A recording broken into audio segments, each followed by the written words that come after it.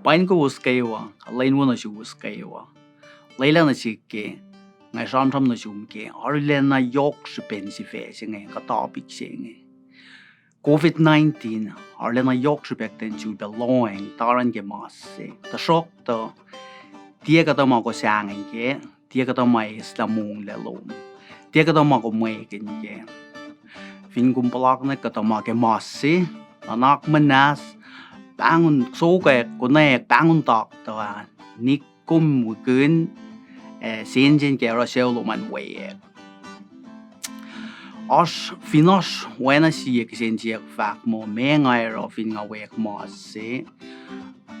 Kong et lorek mo selieng seula me fin nga quarantine me fin nga enena mongo ke nga quarantine